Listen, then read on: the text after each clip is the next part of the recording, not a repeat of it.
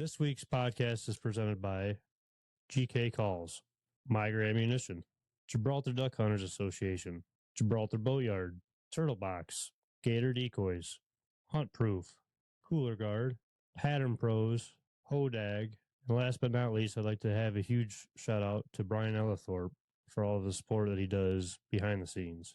Now let's get into today's episode. What's going on, everybody? Welcome back to another Great Lakes Outdoors podcast. Trav and I are sitting with a guest that is way downstate. But before we introduce our special guest, I just wanted to let everybody know still that the Gibraltar Duck Hunters Association is putting on a youth event. There's only a couple kids signed up as of right now. Like free decoys, calls, I mean, you name it. It's going to be at Point Malay Waterfowl Festival this year. So if you're interested, get your kids signed up. Get them signed up quick. It's really an event that you can't beat. There's food for the kids, everything. It's a great time down there. We're going to be interviewing the kids down there, so it'll be good. But Trav and I are sitting here with a guest that I've known for a while now. Kind of moved away from us, so we kind of, I don't want to say lost touch. He's been on the podcast before a while ago. It might be one of our first guests on the podcast, honestly. One of the first for sure. Hunter from Tri-State Retrievers, man. Hunter, how you been, man? Good. I can't complain. It's hot and toasty down here, but other than that, we're getting by, chugging along. 106, you said it feels like outside right now? Yeah, something like that. 105, 106 feels like temp. I'm glad I live up in Michigan. I'll tell you that much, right? Yeah. It's been a while. I mean, like I said, you were probably one of the first. I'll say top, maybe within the first 10 podcasts we did. Maybe. I mean, you were here when the pool table was downstairs, and I mean, it was plain Jane in this whole place. Yep, me and Dustin come up. Yeah. That's have you guys talked much lately? I mean, me and Dustin talk about every day, really. So you and Dustin started Tri-State, correct? And then you moved it down to Arkansas. Right. He was kind of wanting to get out of dog training as he was easing into his taxidermy. I mean, just having the time to do both. And, I mean, he's got a good-sized family and just time. You got to kind of pick and choose your battles. So he wanted to kind of ease out. And then I had the opportunity to move down here, which was kind of a no-brainer. And originally, I wasn't going to get it going till I had some people reach out and want me to train their dogs. And I was like, well, I mean, I got room. I can add on a kennel and then add on one kennel and another kennel and another kennel. And now I'm up to about 6 runs. I keep it small. I mean, this isn't my full-time. As far as summertime, it's my full-time job, but not my main source of income, I should say. I guide November, December, January, February. So that takes up a pretty good chunk of my year. So yeah, just ease into dog training the rest of the year, pick and choose my clients, and just kind of have more fun with it than anything. It pays the bills, gets me by in the summer months, but I don't have to have a kennel with 12, 20, 40 dogs in it to make my living. Is dog training a very competitive field to get into? Yes, there's dog trainers everywhere down here. Like, that was part of the reason why I was like, I don't really want to just add to an oversaturated market, but there's enough people that want dogs trained. I don't have any problems filling up spaces that I got. Everybody that I know that trains dogs that I work with, train with, that they seem to be full too, and more litters hit the ground every day than what you'd know. Well, it's probably like anything where you get one batch through and it's just word of mouth, right? You get the right client in there. It is. It's a lot of word of mouth. Facebook's a big it's free advertising, so that's been huge marketing for me, but word of mouth does go a long ways. I feel like, especially with all the guide services down where you guys are at, it's got to be, I mean, everybody wants one of the top dogs out there for guided hunts or whatever it may be. So that's got to be obviously a big reason why training is such a, I don't know, everyday thing or not so uncommon thing down there compared to up here wise. Yeah. That and just everybody, I would say as a whole, I mean, just look at the numbers of, I don't know what the hunter numbers are exactly. I probably shouldn't say that, but I imagine the duck hunter numbers for the state of Arkansas compared to the state of Ohio is quite a bit different. Just as a whole, you're probably looking at hundreds of thousands of people to 75,000 people, maybe the numbers are off, but more people, I don't want to say take it seriously, but there's more ducks to be had and more people that the heritage of waterfowl hunting is down here. I mean, this is the heart of it all. So there's more people that want a serious retriever versus up there. Not saying they don't want serious dogs, but there's a lot of guys that are just you're not even a weekend warrior, maybe every other weekend that they just want a dog that just barely that picks up their birds and they're fine with that and that they don't need nothing more. And guys down here they hunt 60 days a season. They need a dog that's gonna roll. One of the craziest things for me, and you said it best, that it's more like the heritage of it all. Like it's more like the history of it all. And you watch all these shows on, whether it's YouTube or on TV itself. Everything kind of resorts back to the Arkansas area, especially like the flooded timber for the duck hunting, and with Dr. Duck running public land down there. Everybody wants to go to the dreamland down there in Arkansas to hunt that. So I could definitely see it being more of like a heritage thing. Like you said, not that heritage isn't a big thing up here, but I mean it's a whole different ball game, and not in a bad way either. It's just not like you said, not down on anybody up here. It's just different. I Different think stuff. the great I think the Great Lakes heritage of waterfowl hunting's widely underappreciated by a lot of the community that's not been if you've not been to Michigan, Ohio and Lake Erie side and hunted around the Great Lakes and experienced it and even hunting inland, the field hunting up there's pretty stellar compared to most places. Like we always complain or I always complain our hunting's not very good in Northwest Ohio, but truthfully, that's a hidden gem up there. I don't know if I should say it or not on here, but it's that the Northwest Ohio, Southeast Michigan, it's overlooked. Yeah, no, definitely is. Yeah, no, the Michigan is one of the biggest. What is it? The deltas, like the biggest waterways for waterfowl in the country. I think it is. Yeah. And it's just I don't know. I agree with you though. It's one of those hidden gems, especially with like layout hunting and field hunting. And you got everything, sea ducks, everything in Ohio. And shooting hawkers up there, I mean, I got guys down here that have killed thousands of specks and snows, but have never killed a big Canada goose. That is one thing that I think a lot of people don't take like too much appreciation of being able to either hunt like field mallards or geese in a field. I like you said, there's so many people downstate that don't get the opportunity because you guys get mostly what specs and snows and stuff like that down there. Yeah, specks and snow. So I mean, with it's kind of just a whole different. It's a different world. I mean, we don't get that. You guys get a ton of pintails. I would assume. A fair amount. I mean, your mallards, of course. You get a lot of spoonies. We're hunting a lot of flooded fields, flooded rice fields, flooded bean fields. You're gonna shoot some spoonies. I mean, even that, but just the spoonies alone, we don't. I mean, we get some here and there. I mean, you know how it is. It's just not as common, I guess. Yeah, I mean, down here you may drive down the highway and see a flooded field off the side, and there'd be 5,000 or more shovelers out there, and that's Holy not a big deal. Now, I know we're kind of getting away from like the dog training aspect of it all and the whole transition, but for you hunting down there wise, well, I guess it's not the transition, but like, has it been a big jump from Ohio to Arkansas? Like, what was like the process of all that for you? Because I mean, it had to have been huge. So, I mean, I kind of wasn't moving down completely, like not knowing anybody. I mean, I've had family down here my whole life, so we've come down and visited, and like I've had a few connections down here. I'm a pretty friendly guy, believe it or not, but despite what most people might think, so I can make friends pretty quick, pretty easily, and network my way pretty fast. So I mean, once I was down here, I was working construction for a couple months right when we first moved down. This would have been November of 23. And then by January, I was working, had well, I was working at a big greenhouse outside of Cotton Plant, Arkansas. All And right, what you're saying.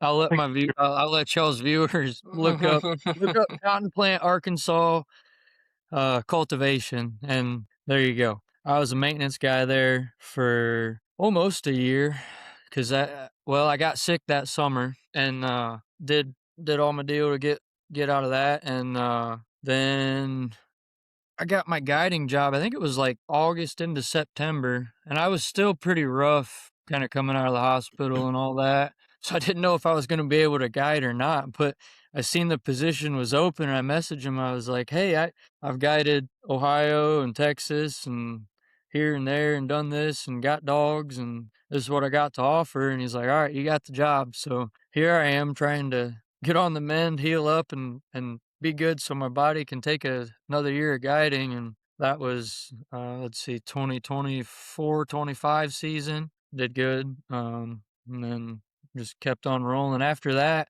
Once that season was over, I was like, well, I mean, I ain't going back to the cultivators, so I guess Right. I'll just train dogs full time again. And I guess that was my big transition, was when I got my guiding gig, knowing that once season was over, like, all right, I'm back on being my own boss again. Are, That's are you cool. able to plug like when you're guiding, like, because are you using your dogs when you're guiding, or using the guide's Yeah, dogs? my So are dogs. are you able to like plug, like, if people are coming out hunting and guiding from different states, like, hey, plugging, like, this is like, these are my dogs, I train these dogs, type of thing? Yeah, I mean, I try not to too much because obviously I don't want to take away from, I mean, my boss's business that he's Yeah. built and be like, I'm here for my dogs, because I'm not. I mean, I'm there to work for him. That's what he pays me for, to provide the experience for his clients. Now, part of that experience is me running my dogs after their birds that they shoot. So it goes hand in hand. He's been super nice about allowing me to have my dogs there, run my dogs, kinda. I mean, I don't have business cards laid out or anything on the tables there for people, but I probably could at this point. I've trained a couple dogs for clients that I've had come and hunt, and yeah, we're all good there, so it works out great. We all go hand in hand, really. What kind of like hunts you guys doing though? Mostly, you guys doing like flooded fields, like just Yeah, ponds? flooded fields, flooded rice and bean fields, and millet and different stuff we planted. That's the hardest part. I feel like with waterfowl. You get a lot of guys, and I'm victim of it myself. Is you get a lot of guys that think that they're so good, but they're only good in that like one area that they know, Right. and not the millet or the rice fields or whatever you have. Everything's different, in my opinion. Every almost county up here is even different. The birds are different. They fly different times almost. And I'm Yep. sure you're flying. You're guiding down in Texas, so you were saying, but it had to have been some sort of a transition in that sense too, even down in Arkansas. No. Yeah, and I mean different I mean I've worked for numerous guide services now, so different owners are gonna want hunts run different ways depending on your clientele. So I mean that's a little bit of a hurdle too, to not really so much a hurdle, but transition. Coming from down on Texas, we was a little wild down there on the coast. Yeah. And here at Busted Duck, I mean, it's as professional as gonna get. I mean, I'm up before everybody else in the morning. I'm making coffee by the time everybody's up. Nobody lifts a finger as far as clients go besides walking and putting their waders on, get in the rig, and I'm driving them right to the blinds. Oh, that's sweet. I hand them all their gear. They don't have to do a thing besides enjoy the show, and that's what they pay for, you know. We Hmm. get back, I spray their boots off for them. I clean their birds. Like it's all inclusive. I mean, it's all right there for you. So with that, yeah, I mean, you gotta cater. That's what it is. It's just as much hospitality as it is duck hunting, because I mean you can control that part. I can't control a duck coming into our spread, whether I'm in the best spot or the worst spot. We may not kill anything that day, but I can make sure we have a good time. I can make sure the burritos are warmed up good on the heater, and that's the big thing that I think a lot of people, they want to come to Arkansas and kill a pile of ducks, but just do your homework, really, because it's not what it's all about, really. Yeah. Is Arkansas? You're starting to hear a lot of stuff about Arkansas. Is Arkansas as good as it once was per se? Like, is it No. a dying off thing? You think? I wouldn't say it's a dying off thing, it's just changing.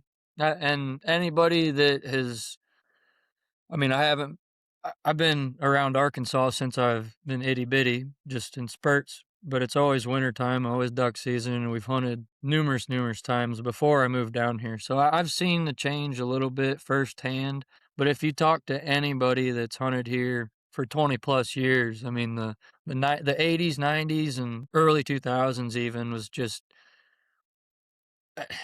hard to On fathom compared to now. And I got to catch the tail end of that when I was little, and I'd agree. I mean, we come down, and every day we went out, it was lights out. And now it's you got your good days, you got your bad days, just like anywhere else. What do Uh, you think attributes to that? Do you think flyways changing, developments of cities, overhunting? Here's where it's gonna get a little political. with all the And flood. no, not even that. I just want to watch what I say a little bit.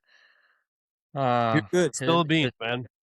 some of it's just personal opinion and what I've seen, but so there's clubs all across Arkansas of all various shapes and sizes. But your big clubs, and I'm not gonna sit here and drop any names or point any fingers, but most people that know anything about Arkansas will know your top five, I'll say. They hold a lot of birds. And I mean, more power to them. If I was a billionaire, millionaire, and could own property like that, I probably would too. I'd manage it and hold ducks and shoot them when I want to shoot them, and that be that. But used to people complained about the feds holding all the birds on the refuges, the federal refuges. Now you hear people complain, well, we ain't got no ducks. They're not on the refuge, and they're not seeing these clubs that's holding 30,000, 50,000, 100,000 plus. And I'm not exaggerating these numbers. I've seen them fly off in the evening time after they've not been pressured most of the day. And they fly off to another unpressured farm and feed all night long, and then fly right back to the first one, or bounce back and forth, club to club. And as the crow flies, they might be 5, 10, 15 miles apart, but I've watched it. A swarm of ducks will get up off of one private club that we may be hunting quarter mile from, and they get up and will fly mile high straight in the direction of the next club over, and they ain't gonna stop till they get there. It reminds me of Canada down here, like Point Malay, like where we're local at. I've hunted right across the border in Canada, and it was like the same thing. As soon as sunlight comes up, those ducks get up out of the refuge and just fly right over to Canada to those clubs over there. And people act like we don't have ducks over here. Well, they just fed all night, and they're going to the safe zone. Safe zone per se. But people don't Yeah, think we don't have any ducks. Like we have birds. It's just people don't know how to hunt them wise. What's making those bird like if there's a hunting clubs, right? So they're just not hunting those birds on those clubs and they're feeling I safe mean, there. some clubs are hunted religiously, but they're so large that they have so much food available for these ducks, and the clubs bring in so much money, because you're talking clubs that the buy-in for a season lease is upwards of $500,000 or more just to hunt for a season for one guy and a guest or whatever their policy is. So the money for the farmers to, or land manager, whoever, to plant and essentially not really harvest. I mean, plant and flood. I don't know exactly how they do it, and I got to be a little careful on how I say that, because the wrong person will see this and say Hunter's saying the wrong things about the wrong people. But I just call it the way I see it. Uh, I don't want to say it's completely detrimental to our hunting, because, I mean, what's the difference between them doing it and the feds doing it on a sanctuary that you can't hunt? Not a whole lot of anything. Just the vast size of it, I think, is where it kind of gets to be a little ridiculous. How much unharvested crops can a person legally flood? Could be Yeah. a rabbit hole people go down, but I don't know. That's not for. I'm just a peon in this world, truthfully. Well, I mean, it makes sense though, because all you hear nowadays is the fact that the combines don't pick up or don't leave as much crop on the ground, and 1 through 10, A through Z. I mean, there's always excuses for people about not having the bird numbers like it used to be. Yeah, the winters up here haven't been bad at all by any means, and it's not pushing all the birds down like I'm sure like it used to be. Because growing up, I mean, I remember feet of snow on the ground. I feel like compared Oh to yeah, now, it's Halloween we was all like this with Michelin Men underneath our costumes. right. It's just one of those things. Now it's damn near wearing shorts out there during the later year or later dates of the season, and obviously that's got something going on. But we have some of the clubs down here too, but nothing I would assume, compared to like what you guys have down there. No, but as far as like, there is a lot of clubs around Lake Erie. I mean, it's on a smaller scale, but I mean, you're seeing the same thing, just smaller scale. Take what you're seeing and just blow it up.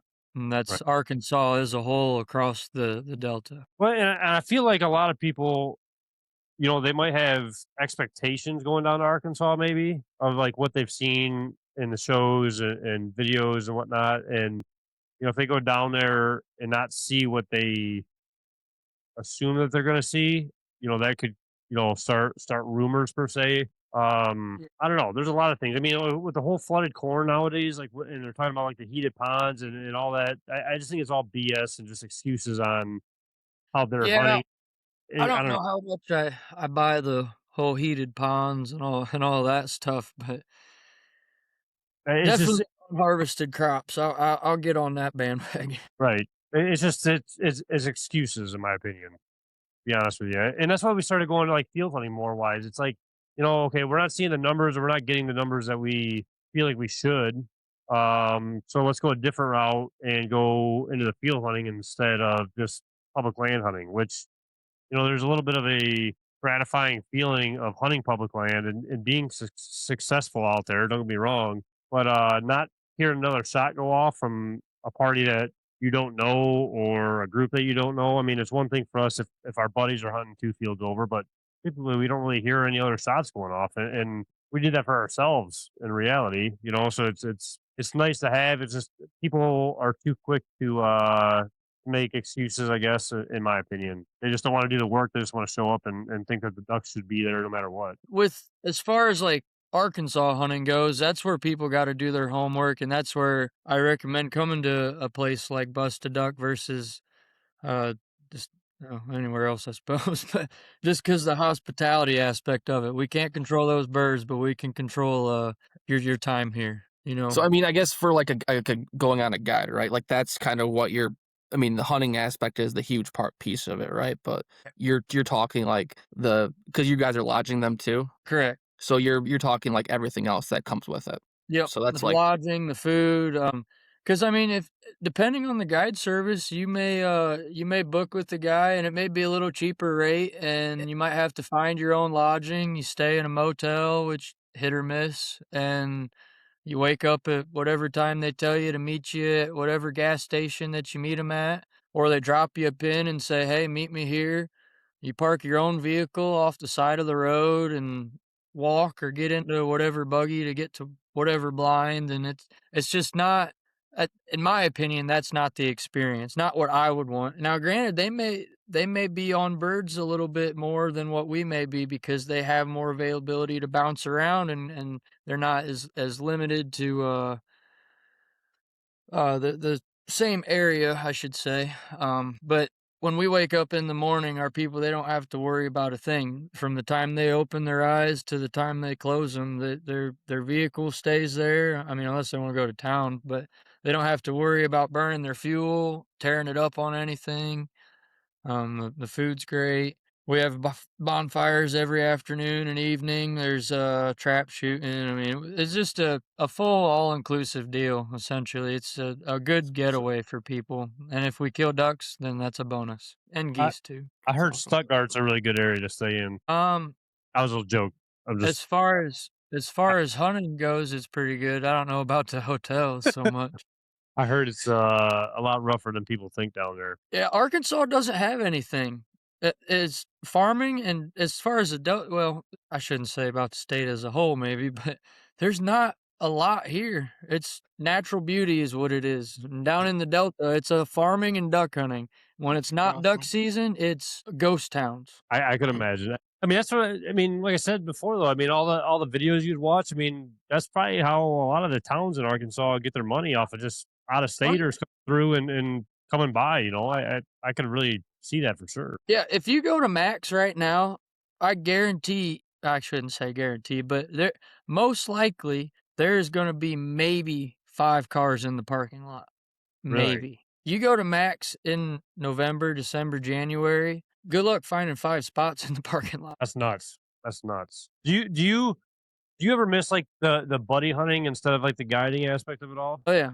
I mean, I get to buddy hunt a little bit here and there while I'm down here, but truthfully, I get a day off during season. I'm sleeping. Like Feel that. I'm really not that mad at it, unless I got something that, and buddies that are like, "Come on, let's go," and it's just like it's gonna be a good deal. Then I'll go. But like for the most part, I'm dragging a lot of the time, so I get a But day off. I'm gonna sleep. getting up before everybody else making coffee and stuff, I can only imagine. Alarm goes off at 3:30, and chances are my eyes ain't gonna go closed till 10:30, 11 o'clock. Man, Well, that was gonna lead me into like, so I mean, we all here enjoy, hunting waterfowl.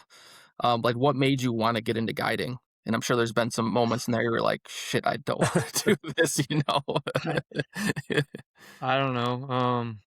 I think when I was a little kid, that was just we come down, and some years we'd guide hunt, some years we'd have other people take us out. But I think I was like the fourth grade, so what, 9, 10 years old, and we come down and had just 3 days of just phenomenal hunting. And 2 of the days we had the same guide, and then the last day think we told him we didn't need him because he's hunting the same spot, and they told us where we'd already been there. So they said, just drive here, go to the blind, have your hunt, like self-guided essentially. And it was fun. Like we killed ducks, but I had more fun with the guide there just because he made it part of the experience, talking to an Arkansas guy and just picking his brain. And I don't know, maybe I was just a naive little kid at the time, but we that all was he was a hero in my eyes, and he's just a good old boy, just a farm kid that was probably just guiding part-time for the winter. Like, I don't think it was his full-time job by any means, but now it's a full-time deal. And started up there a little bit, and that led to Texas. And once COVID hit, that was kind of the big thing too. Do you have a moment in all your guiding where like just stands out to you, like this is why I guide, this is why I do it? Thankfully, I'm blessed to say that I probably have more moments that come to me as I continue to do it. Like I could think on numerous ones, but like last season, we had a group, and a father son came and hunted with us, and we didn't have good hunts by any means, numbers wise. I mean, it was fun. We had a great time, and the kid was new to duck hunting. I think I got to see him shoot his first duck, so that was pretty cool. I've been around for a lot of firsts for people, and that's huge because I mean they're gonna remember me just as much as I remember them for the rest of their life on their first bird. But watching kids do it, that's what's really neat. And I had that father son last year, and they go home. They was super grateful, thank me and everything. They leave, and towards the end of season, Buster, my boss, like, hey, you got mail sent here. And which is weird. I don't get mail sent to a lodge, but they hand wrote me a letter that was thanking me, and like, I remember shooting my first bird with you and your dog, and like, I don't know, it just makes you feel good. Yeah. That's that's kind of why, I mean, that's why you do it right there, just for Yeah. everything, right? Hunting in general. Yep. And I mean, I could tell you all feel good stories. I mean, for the hour, I'm sure, but that's it. It is. I mean, they keep the clients keep me coming back. The friendships I've built. Um, what one of these days when I'm done guiding and I hang my hat, I got some cashing in to do on all these people that have been like, "Hey, come hunt here, come hunt here, come hunt here," and I'll be damn, I'm gonna do it. I'm gonna hunt them down and be like, "Hey, Get it in I writing. took you hunting here. Now, time to repay the favor." 27 years ago, you told me I'd come down here and hunt with you guys, or come up there and hunt with you guys. You better Listen, have I Bill. got some dudes up in Maine, real good guys up in Maine, cops, and they're all different sorts of employment. But they told me to put in for my moose tag, and when I draw it, I'm gonna go up there and they'd get me on a moose. So I'm gonna hold them to it. I'm putting every year. I'm putting in for my moose tag in Maine, and when I draw it, if I get ghosted, I don't know what I'm gonna do. That house is havoc, I'll tell you that much. That I don't ain't know how good. to Gonna find be a good. damn moose in Maine, but That's what was it, 2 years ago now, I think it was? We had Stall out and hunted with us, and took one of my buddy's kids out for the first time. I don't know if it was her first hunt or not, but we ended up shooting a band and gave it to her. And well, she wanted in the draw, I should say. And he wrote Stall like a picture of like her holding the goose up, and the whole 9 yards. I mean, just seeing that. And then this year we had her out and had a big feed going on. She comes out. She was going to shoot her first goose. I was like, I don't care how many birds laid out in the first like volley of birds. We're going to try to get her first bird, and that's all that matters at the first flock.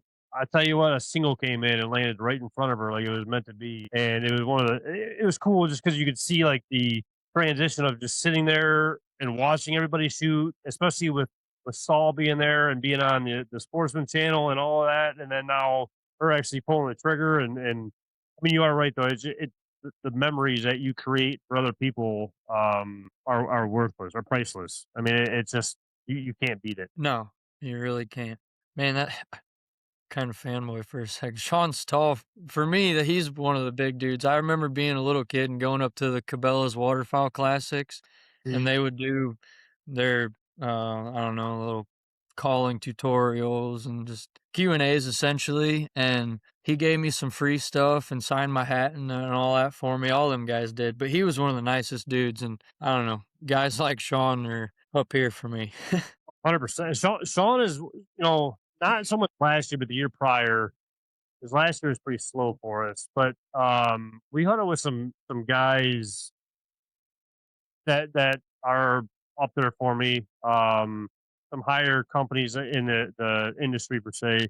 And Stahl is one of those guys that definitely stood out and just down to earth, and he'll still text me and my dad once in a while, making fun of my dad for, I won't say on here, but for a certain reason. Maybe I'll tell you guys afterwards. But just down to earth, kind of just puts you back into the why you do it, I guess, kind of thing. You know what I mean? And for someone with his statue to be that laid back and go with the flow kind of thing, um, it's rare to find. Yeah. I mean, the some of the hunts he's gotten to experience, and he ain't lost no ounce of passion whatsoever, No, and, and and it isn't gonna. it's easy, man. Especially for you, even. I'm sure there's got to be a certain point of the season, even for you, because it does for me.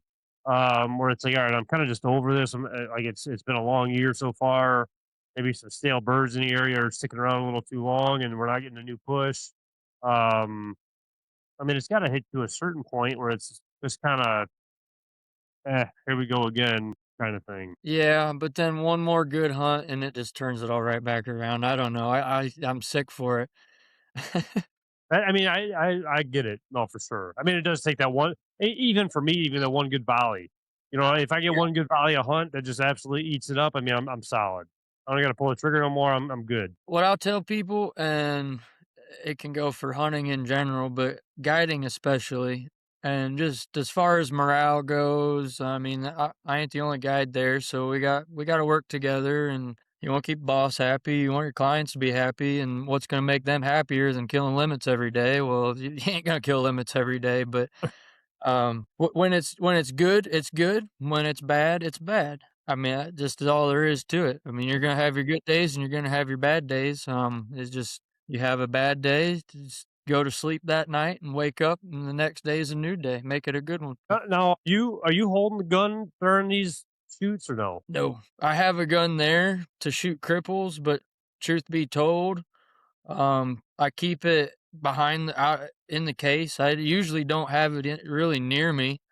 And if a bird needs shot for a cripple shot, I just tell the client, just shoot it again. And then there's very few cripples in these flooded fields that I'm not confident in my dogs chasing down. As long as they ain't flying away, my dog's going to get them. So that kind of adds to the show, too. I mean, you don't want to take up a lot of time on the dog chasing, but if Karma, my main guide dog, if she's seen it fall and she's got a mark on it, that's done. I was gonna say, like, for these I'm sure there's like a speech or something pre-hunt. Like, well, what's that rundown look like when you're going out? Because I mean, I'm sure there's some safety involved and with the dog and Yeah, can't so shoot here, like that kind of stuff. we have a big safety meeting at dinner time when like the group shows up and they're signing their release waivers and signing their toe tags, so all our birds will be tagged and all that, filling all that out. We give a big safety spiel to everybody then.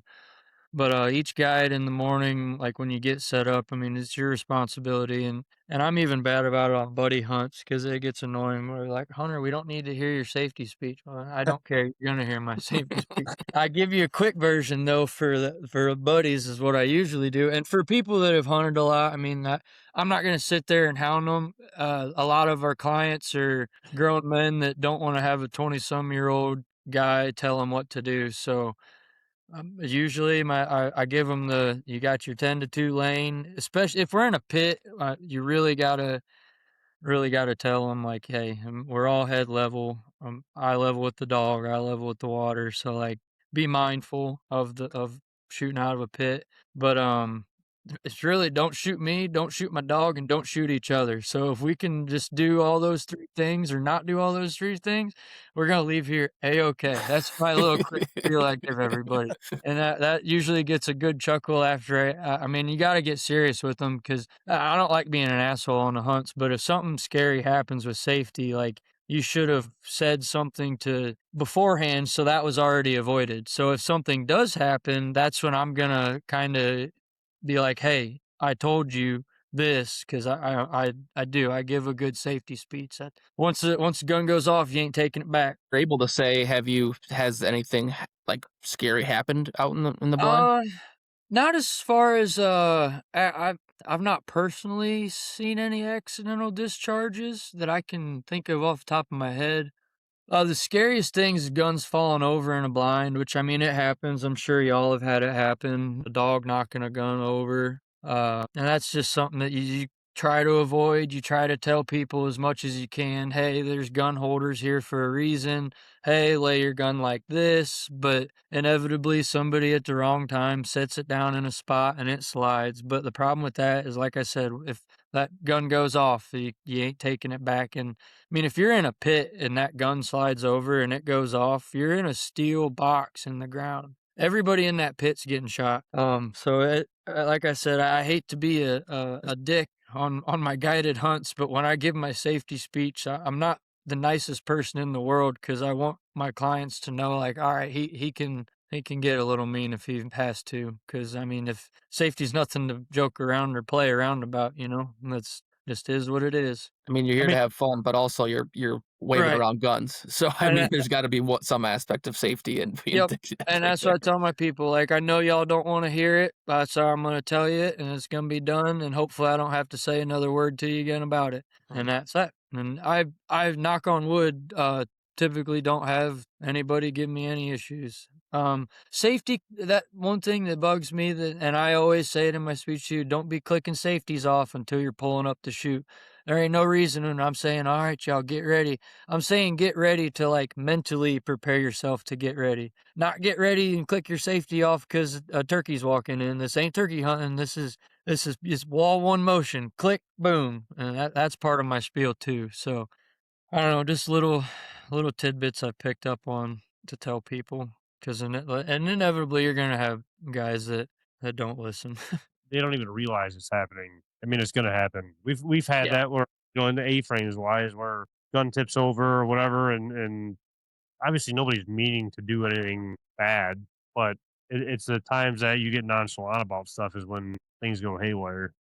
That's what Yeah. sucks. But I mean, that's also my job as a guide and that's why I don't have my gun. I don't need to be glancing down looking to see is my gun on safe? Is my gun sitting in the right spot so it don't fall over? My gun's not even there to worry about. I can look down the blind though, and while people are shooting, I don't need to watch these birds fall. My dog's watching the birds fall. I need to make sure is everybody shooting in a safe direction. If I'm shooting my gun, I ain't looking down to see what everybody else is doing. Right. That is true.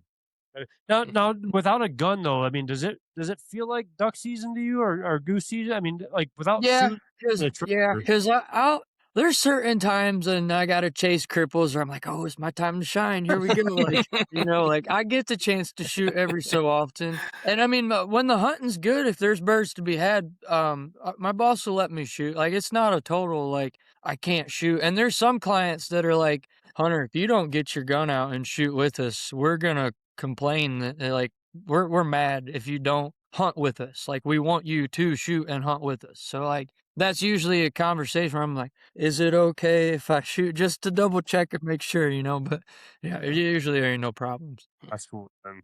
That's cool. I don't know. It's just I get the same kick out of it watching other people's excitement out of a hunt compared to me pulling the trigger. Um, but once in a while, like I'm notorious for if that single's flying in, that single goose or duck flying into the hole. I'm not even saying a word. I'm just pulling up because I at least got to see if my sights are still on. You know what I mean? Yeah. I got to see if something got knocked off or what. But I don't know. For me, it'd be to an extent get hard, but I guess seeing everybody's expression wise towards the hunt, it would make it that much better. I just Yeah. people have asked me about it before about guiding, and people still like confuse it. Like I just had a guy I think 2 weeks ago ask about how much we charge for hunts, and it's like, well, one we buddy hunt, I can point you in the right direction, but we're not guiding. And the biggest thing for me is just one, especially up here, the I don't know the flyway itself. Not saying it's a bad flyway like we talked about before. It's one of like the unknown kind of hidden gems out there, but the I don't know, hoping that there's a hot field around or a hot, hole around it. And you know how it is over here. Like you usually or sometimes don't get that every weekend or a weekday or whatever. Yeah. Um, it's tough. And then do I really want to work for at something that I love doing? But I mean, that goes both ways, I guess, in that aspect. Yeah. I mean, guiding up there, that's where I originally started at for the first couple years. It's so inconsistent on when the birds are gonna come through. Like, it's gonna happen. Y'all are gonna have some awesome hunts throughout the season, Mm. but to point at the calendar and say this weekend, which I mean, it's hard to do that even down here anymore. Um, but up there, it's even tougher to say this is the weekend that people need to book with you. You're setting yourself up for disappointment, your clients up for disappointment, and then not only that, to lock down the amount of land up there, you're looking at opening up a whole new can of worms with landowners, your other local hunters. I'm sure I managed to piss a lot of people off in the small span of time when I guided my little area that I did. But I mean, I only did honker hunts and a few of them at that. But I mean, we killed birds on each one. I can't say it was great by any means, but it was what it was. That's it. I mean, and I guess that's the guide's thing, though. I mean, making it the best experience that you could possibly have, even if the birds aren't working you that day. Because I mean, we had was it combat waterfowl came out 2 years ago, and we had a hot field. I mean, it was loaded ducks and geese just everywhere. Snow geese up here, and you know how snow geese are up here for us. I mean, it's far.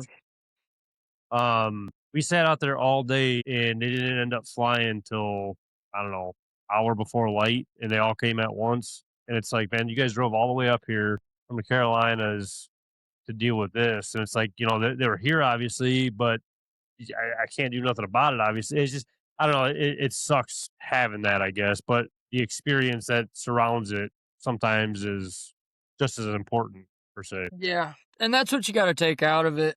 That's what I hate saying it, but eh, I get sick of hearing the, "Well, bad day hunting's better than a good day at work," because everybody said that, and then I hit him with the, "Well, what if that's your job?" Like, That's is true. it just a bad day? But no, any day in the field's a good day, but, y on a bad day hunting, y'all just limit it out on memories is all. That is true. That's But sometimes people don't like hearing that. No, because I well, mean, well, a I'm lot sure of you people get are the guys that are there just to shoot, just to kill, right? I mean, just they're You there, they do want to get shoot piles, and a few, a few. yeah, That's yeah. the people that's where I tell them, you do your homework on who you hunt with and where you're going, because like, we're we may kill a pile, we may kill one, we may kill none. I can't tell you what we're gonna hunt our best spots, no matter who's at the lodge. I'll tell you that we're gonna have the best time that we possibly can, and that's all you really can do. Let's take a quick breather from the action. Let's talk promos. Grab 25% off Hunt Proof with code GREATHP25. Save 20% off Cooler Guard using code GLO. You can take 15% off your order from Hodag using code Great Lakes. And take 10% off Pattern Pros using code Great Lakes 10. Now back to the show. Transitioning into the dog training aspect of it all. Like we talked about, you and Dustin were doing it up here.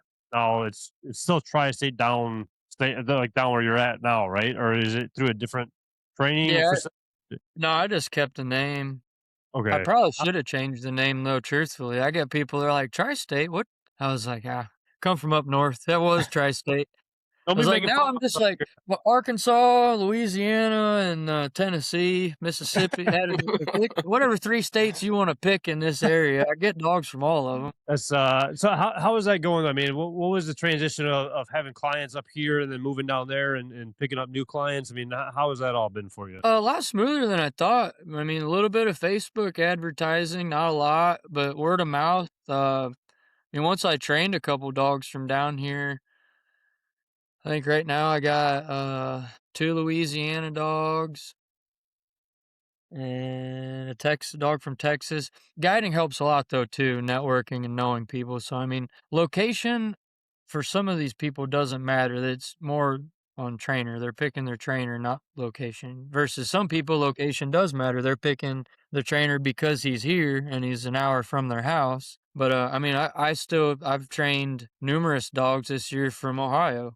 and I got people that like right now. I got a dog from Toledo and a dog from Defiance.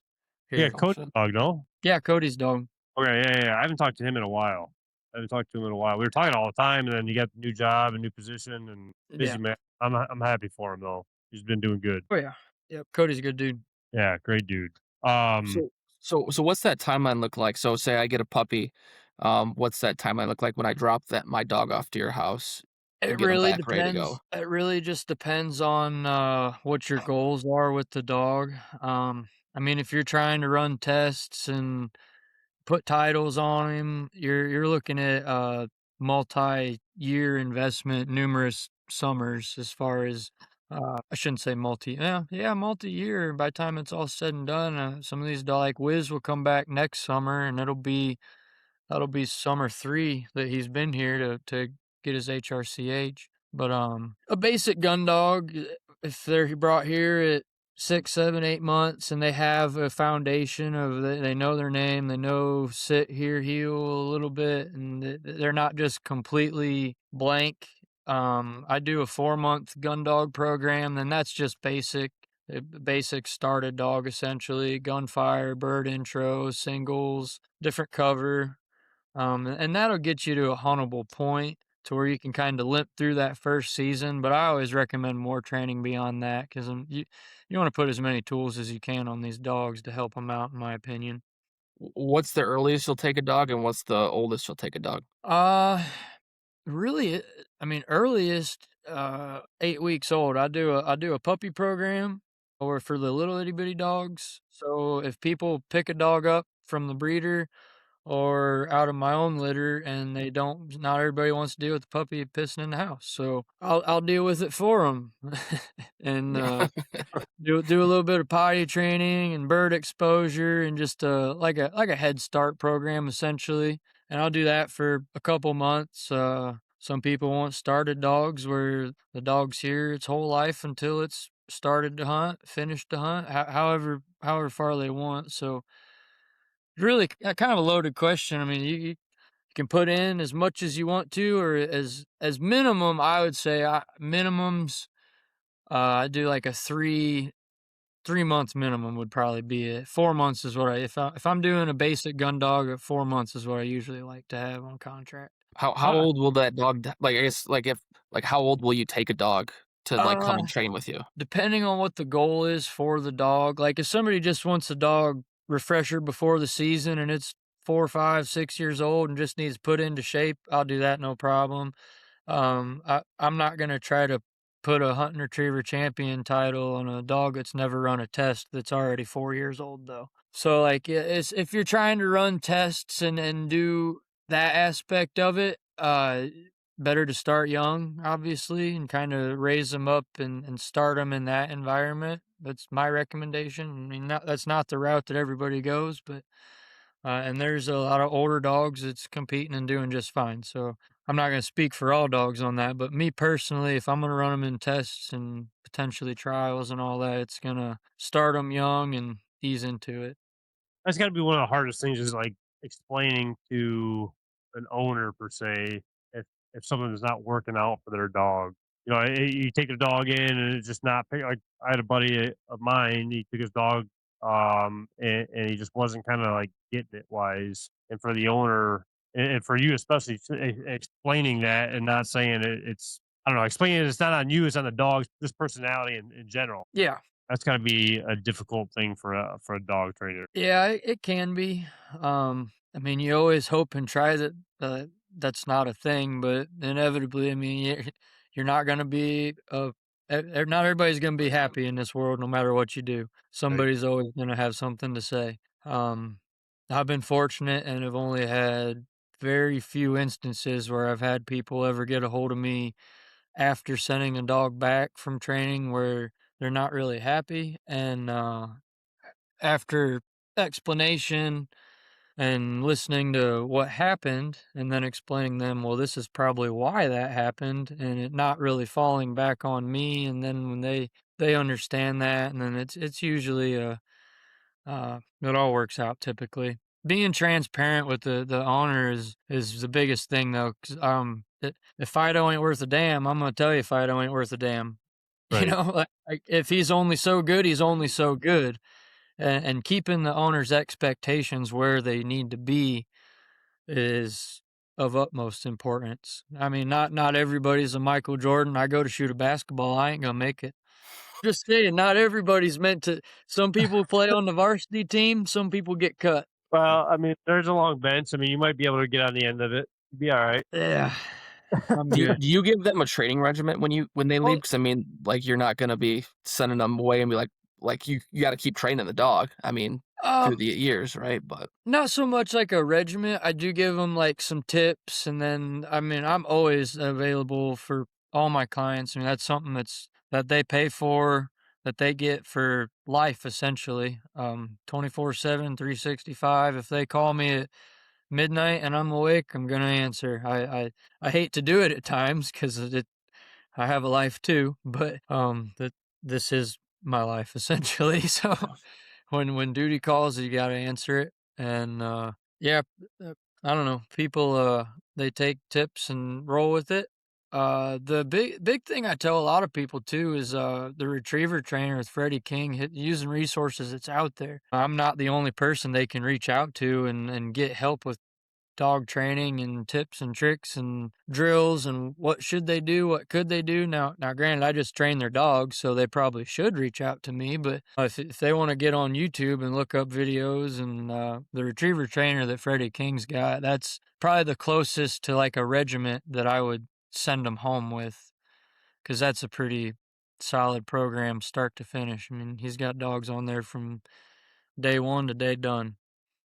And I think the biggest thing with, obviously there's tools out there. I mean, Hunt Proof, one of our sponsors, has. I think we actually talked about that with the app that they have for training dogs and stuff like that in the past. Well, I know I reached out to you recently about the question that they asked us about, reaching out to clients and stuff like that about their dogs. But Yeah. they have a good tool in their app, but um people can watch all the videos and do all those kind of things right, but actually having the time to sit there every day and do the right training for that dog is a whole different thing. I mean, the dog's gonna act different than the video that they watch, so then they get discouraged on it and go a different route per se. So it's yeah, I think it's those kind of instances that make dog trainers like the separation between them all. Yeah, and, during the process too, because obviously, like, Cody's dog, he's in Ohio. He's not able to drive a couple hours and work his dog and see his dog throughout the process. Like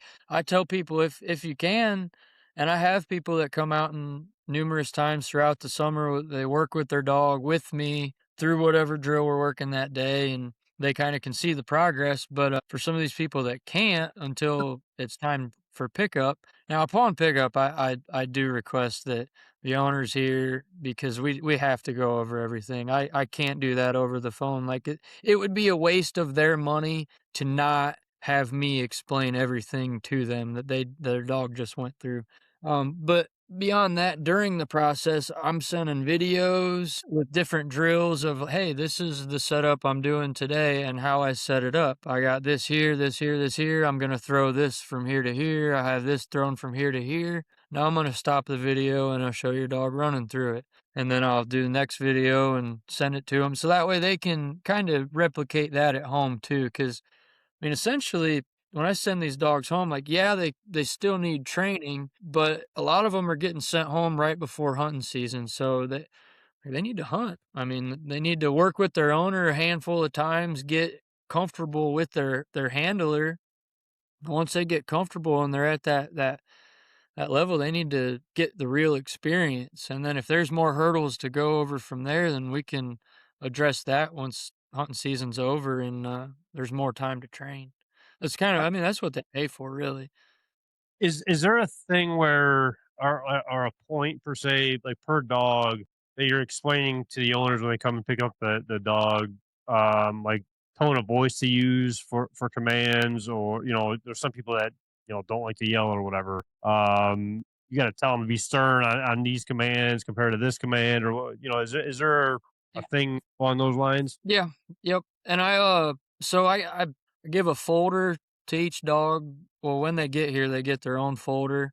Their payment records in there, shot records that they give me, contract, all that good stuff.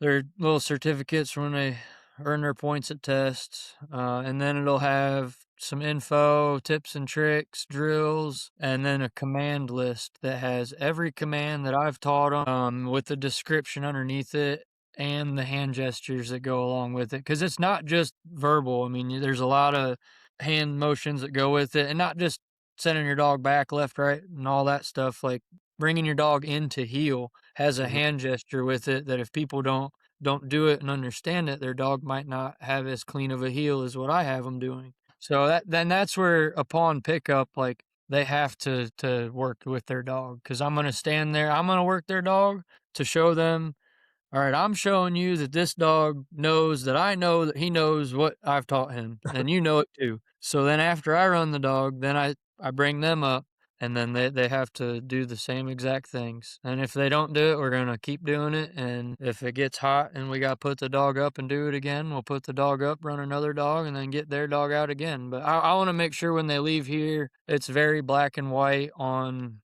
what their dog just learned, what they need to continue to do, and where to go from here. Because I mean, this ain't cheap. It really ain't. It's an Right. investment for people. So I try to make the most out of it for what they're getting. I don't want to just give them their dog back and be like, here you go, I just trained your dog for 6 months. Like it. I try to give them that packet of info, and my contact is 24/7, 365 for any question they could ever possibly have. That's kind of the value in it. Is there anyone in Michigan that you would recommend Yeah, someone in Michigan absolutely. send their dogs to? So Erie Kennel with Eric Wright, he's right outside of Pittsford, which is down by like Hillsdale. Okay. I got my female out of one of his litters. And we still talk seldomly, but he's good people. I would send a dog there if I was not training myself, and that's a reasonable drive for you. I Mm, mean, obviously, I would tell you to send my dog here, but for you to get the most out of having your dog trained by someone else, it is best to have them somewhere that you can once a month at minimum, in my yeah. opinion. Visit, see what they're working on, see the progress, and for the owner too. I mean, it's peace of mind, because that's what I tell people, and that's another reason that I tell people like 24/7, 365. Like I have your dog. For some people, that's a big. It's a trust thing for people to leave their dog with me for months at a time, and especially for the ones that aren't close enough to visit and see them. Like Cody, he hasn't seen his dog since March, other than pictures and videos. But like that's hard for a lot of people. So I somewhat trained my dog, and I just couldn't imagine like sending my dog off Yeah. somewhere and just not seeing him for 6 months at a time. It just seems insane to me to Now do. I But will say a lot of the dogs, like the repeat clients I have, and what I tell people is like think of it more like like a fun summer camp versus a boring summer school. Because I have dogs that have been here year 2, 3 that when they get dropped off, they're as excited as can be to get out of that truck because they know they're here to have fun and train every day, and all they really got to do is just train and hang out. They don't really they don't have much responsibility. So if someone's going in and they're looking to get their dog trained, what should they be looking for in that trainer per se? Like, what are some key things like they should be like, hey, like they have this, what would you recommend them like looking for? That's kind of tough. Transparency is a big thing. How many dogs do they have at their kennel? Because that's going to tell you how much time is allotted per day to each dog. And not knocking the guys that have 20, 40, 60, 100 plus dogs at their facility. I mean, more power to them. I'm just one guy, and I personally wouldn't want to have, like, I cap it off at like 10 client dogs is going to be my max. And even at that, once I get to, like, right now I got 5 with another one coming in and some leaving soon, but like having 6 client dogs at a time it's enough for me to pay my bills, stay busy, not have too much extra on my plate. I could take in a couple more if people ask. I don't have to advertise for it though. And but you can be a little more picky at that point. But every day each dog gets half an hour to an hour's worth of attention and work when the weather's permitting. Because I have that few of dogs to have to mess with. Now that's just me personally and how I'm able to run my kennel because I guide the rest of the year. This is not being my main source of income and all that, but that would be my biggest thing is they're obviously their overall facility anyways, because you don't want to send your dog anywhere that you wouldn't want your dog to stay at. Like I have my own personal dogs staying in the same kennel right next to my client dogs. So that's why I tell people I wouldn't put your dogs anywhere that I'm not going to put my own. So there's that. I guess the best way to like describe that would be like a public school like to a private school kind of thing. Like Yeah, 50 kids per yeah, classroom to 10 kids per classroom per se. yeah, to an extent. But then it also goes like, depending on the public school you find, like I went to public school, I had 38 people in my graduating class, like you find the right one, it's a good little local deal. But Man, you had that many kids at your school? Dang, I only had 20. really, very few people have had less. That turned out just fine. I'm just saying. I think I did anyway. I don't know. Travis tells me otherwise, but I feel like Yeah, you didn't turn out okay. Yeah, it's still up for debate. Do you use your dogs as training tools at all? Like for some of these, like I feel like dogs are kind of similar to humans, where like they see other people doing, like other dogs doing it, like they're, oh, okay, I see that. Like, Yeah, do you a use your little dogs at bit. all? A little bit. I mean, my dogs are getting worked about every day just as much as the client dogs are too. They're right in the rotation. Hmm. It's a little bit of monkey see, monkey do with them. Not a lot. Not as much as you would really think. Some dogs do watch others and they'll pick up on it a little bit more, but most dogs are just going to sit there and be jealous that they're not running until they Yeah. are. H- how important is it for somebody to pick out a dog on like just looking at like the bloodline wise for a pup? Like I mean, if you're wanting a hunt trial dog, how important is it to see the history of where that the family line is, or can you turn a random dog into a hunt test dog? I mean, Sure. look that a little bit. I mean, your likelihood of it becoming a good hunt test dog that I mean, also depending on how far you're trying to go in the test world with them too. I mean, I think a lot of dogs could have an HR title put on them that I wouldn't want to spend a day in the blind hunting with. That's just kind of nature of the beast and the way the game rolls in that world. But as far as your best odds for success, yeah, I mean picking a good bloodline, and not even so much as far as picking the puppy out of the litter as far as picking the litter. That's kind of, but even then, I mean, not all you can have a litter out of 2 phenomenally bred dogs, field champs, master hunters, grand champions, all all the titles everybody wants to see, and they have 10 puppies, and 8 out of the 10 are just beasts and do everything they should do, and 2 out of the 10 are just not quite got it. Like, just because they're well bred doesn't mean that they're gonna be phenomenal. You just Kind of like definitely Kyle. increase Yeah. your odds. What did I do now? I didn't even say anything. I was just listening, and I was No, I was saying that 8 out of the 10 are really good, then the 2 are kind of like Kyle. Yeah. I mean, that's what just what kind does of that how it mean? goes sometimes. I don't know what that's supposed to mean. I mean, I wasn't Just need licking a little more windows. training. Like, Just need a little more training. you licked a lot more windows than I did. Is all I gotta say. That's all No, I'm I saying. didn't, 'cause I had a helmet on. I did not lick any windows. I had a helmet on to make sure I didn't lick any windows. The build 20 people in your class, I doubt they had to have them longer busted. There was some...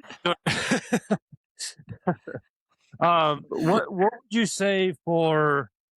And it might be all the same, but like litter wise, like say you're looking at this litter of pups, but it's like the third litter from that female. I mean, what would be your best, just opinion wise? I mean, first litter getting that set of pups, or second litter, third litter. What is your opinion on that?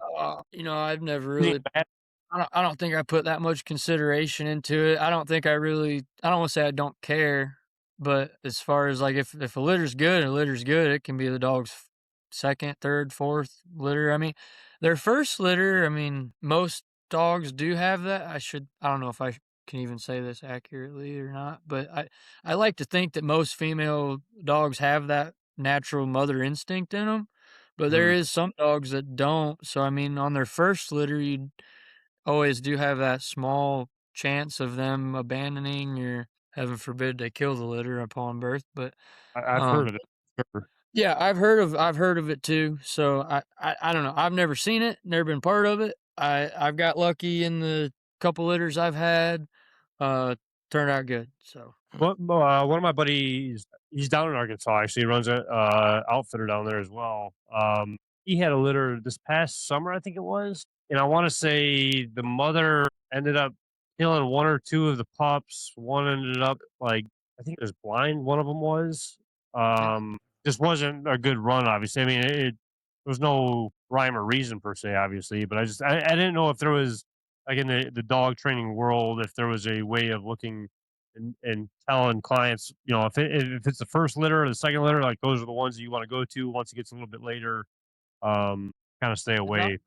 I don't know. not that I'm really aware. There might be, and maybe I just don't know. I just haven't ever heard of a particular order. Now, I I personally like my females. I'm not gonna go past 3 litter. Like they have their third litter, they're probably not gonna have a fourth litter. They're gonna be done as far as breeding goes.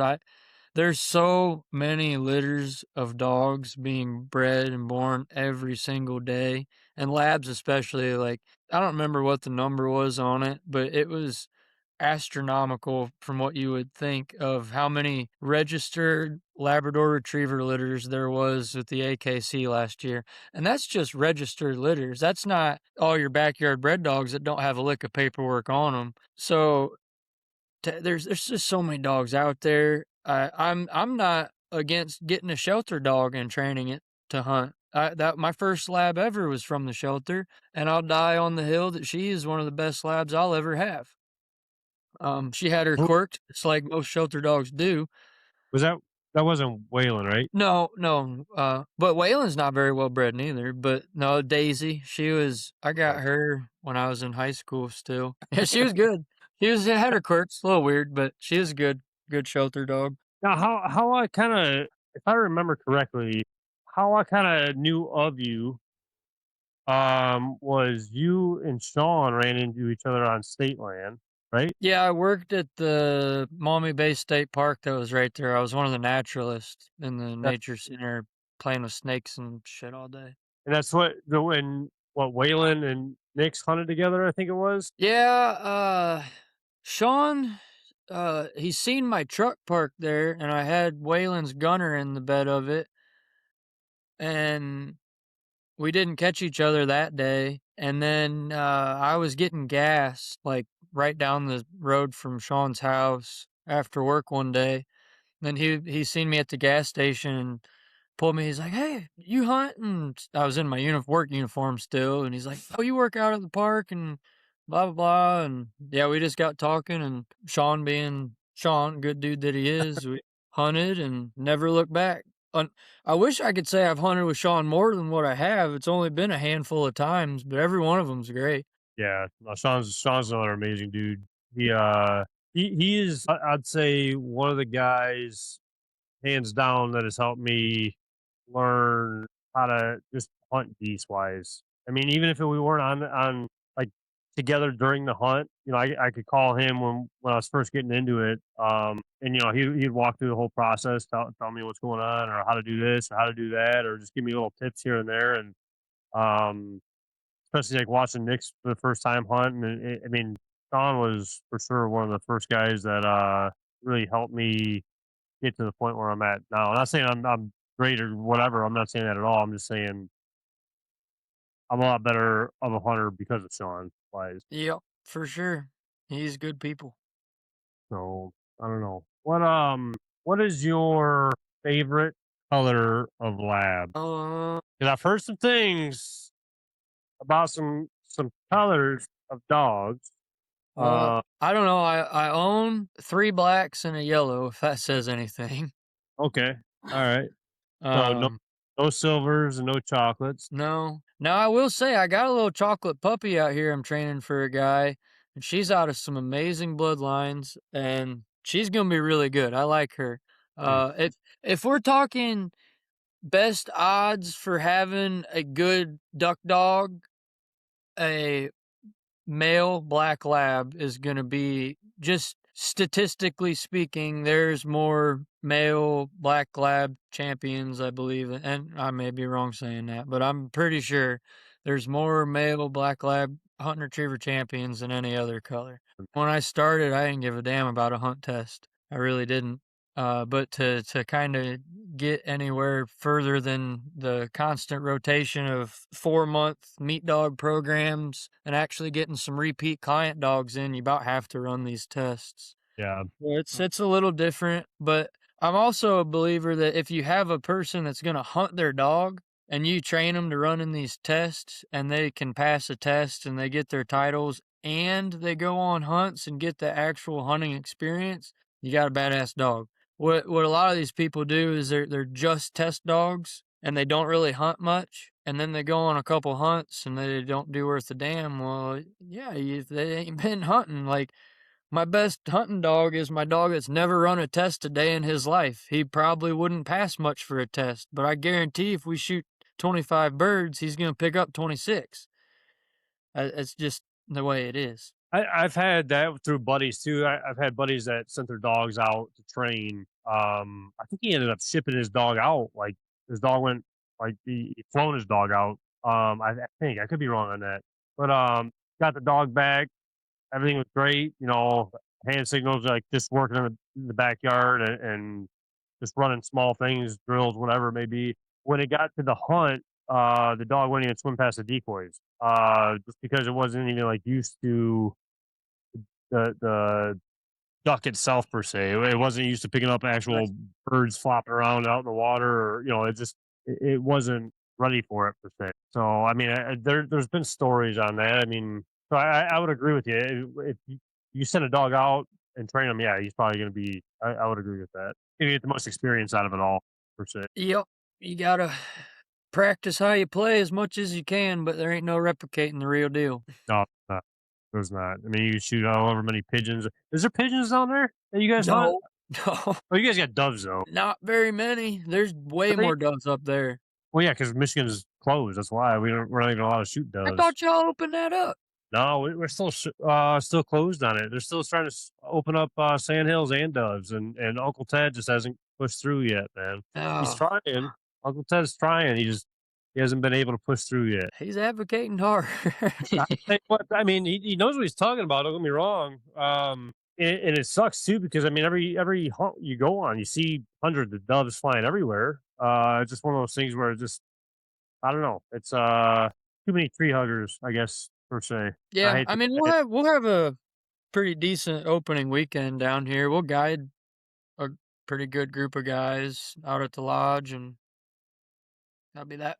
Some people treat their dog like their hunting dog different, right? They treat it like more like a piece of equipment, like they're, in a kennel, secluded in the back of the truck type of thing, or they're more of like a family dog, but still hunt. Like from your times of in training and stuff like that, what do you see is better at keeping your dog more sound in the field and with the trainings and stuff like that? Is it more keeping them more on that strict regimen or kind of easing off a little bit and kind of keeping them more like a house dog type of say? I think it kind of depends on the dog a little bit, and how their personality is leading up to whatever you're fixing to do. Like some dogs, if they just have a real high drive personality to them, uh, you may either want to kind of contain that drive, or you might want to burn it off of them, just depending on how well they work with their the way their brain works. Essentially, some dogs would rather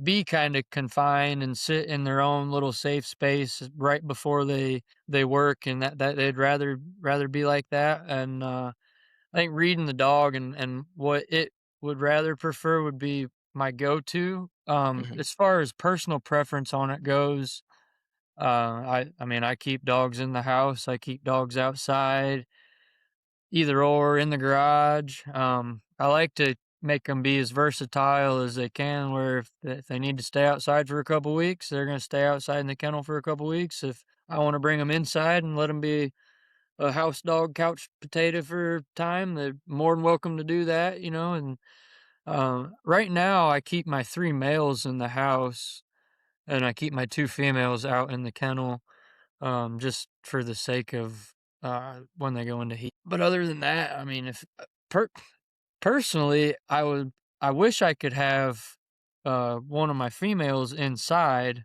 and 2 of my males outside, but that's not the way it's gonna work. Now, with spaying and neutering the dogs, do you think that makes that much of a difference for hunting or trials wise?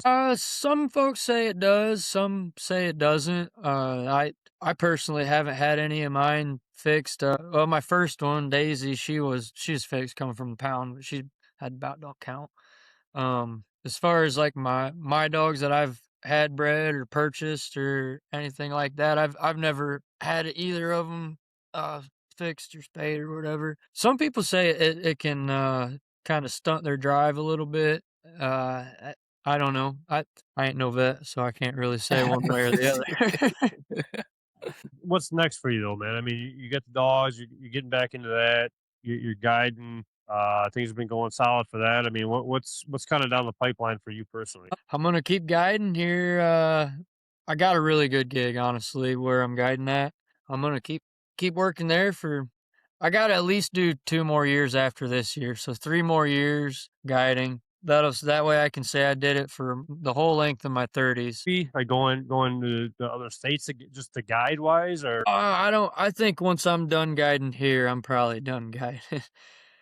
uh, it it's hard on you, man. It really is. I can imagine. I love it, and I wouldn't trade it for nothing. But at some point in time, I'm gonna have a. I mean, I got married this year, so Lord willing, I'd like to start a family and kind of get the standard American life going. But and guiding, being away from home every single day is probably Very not gonna tough. be it. Dog training, I'm very fortunate that my wife does hold the fort down on test weekends and takes care of all the dogs when I'm not here. And without her, I wouldn't be able to do what I do, dogs or duck guiding. So, I mean, she does deserve credit where credit's due for damn sure. Blink twice if you're in trouble right now. No, she's on the couch reading. She even got me the charger for the laptop. So, That's awesome. good It was woman. It was good to have. That's for sure. That's for sure. I mean, it was honestly nice catching up with you, man. It was nice kind of not catching up to the full extent, obviously. I mean, not the nitty gritty kind of per se, anyway. But I mean, it was nice catching up with you, kind of seeing what's new with you guys down there, and just I don't know, seeing you in a different lifestyle from up here. And I'm glad everything is going good for you guys. I'm glad you're healthy and happy for you, man. Yep, I appreciate you, man. I miss everybody up there like crazy. It sucks.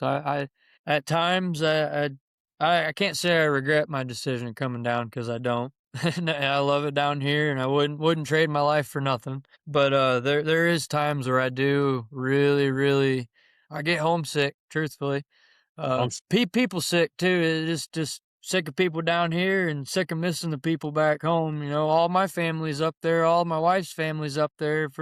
It's just us down here and the few friends we've made, but we're getting it. That's awesome, man. What is there any plugs or ways that people that can contact you? Maybe ask you questions about training wise or anything that you want to plug in? Facebook, Instagram. Facebook being my main deal. I post on there about every day. They're my personal page, Hunter Dennis, or the Tri-State Retrievers.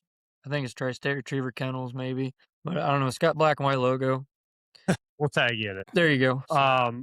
What about you said what was the guide service one more time? Bust a Duck Guide Service, and we're outside of Augusta, Arkansas. You can either look us up on Facebook, TikTok. Buster Cooper is who I work for, and he's very active on social media. He's kind of an entertaining fellow to follow up with. He's known as a coffee pot guy. That's his big thing at mornings at the coffee pot. So maybe we'll you'll see me there at some point.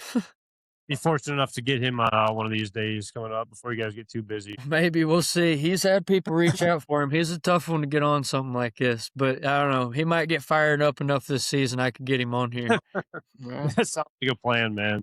That sounds like a plan. Well, like I said, I appreciate you jumping on, spending the time with us, explaining just the guide service lifestyle and the dog training on the outside of season. Like I said, just spending the time and catching up, man. It was well overdue for sure. And it's kind of crazy to think about. I was just thinking about it a little bit ago that, I'm going to say top 10. I don't know if it was top, like first 10 podcasts, like I was saying, but one of the first podcasts. And then, here we are over 100 now and having you back on. It's kind of just I want to say it was one of the first 5 podcasts that you did. Like it was. You might have been. Maybe it was early on. I would be confident with saying you were the first in-person out of state person for sure. That we had on. With Dustin. You can't forget about Dustin now. No, for sure. Dustin was here too. And I want to say Rip was like just a pup at the time. I want to say he was just itty bitty. Now what we need to do is do another one of these with Dustin and me on here. Yeah, because he's got his taxidermy going and what I've got going, and it'd be cool to have us all talk. When was that? Maybe, man, it's already been maybe 2 years ago since I've seen Dustin now.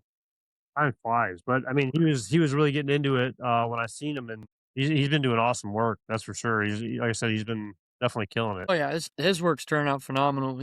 I got a couple birds that I need to get to him, and he's busy. It's about tough to get a bird to him, but which is good. It's good. It's good to have. So, well, I appreciate everybody tuning in on this week's podcast. Again, if you guys aren't signed up or don't have your kids signed up for the Duck Hunters Association Youth Hunt, make sure you do that before we close the books. But again, Hunter, I appreciate it again, man. For everybody listening, get a hold of Hunter. Any questions, dog training, trips down to Arkansas, whatever it may be. And we'll catch you guys on the next one.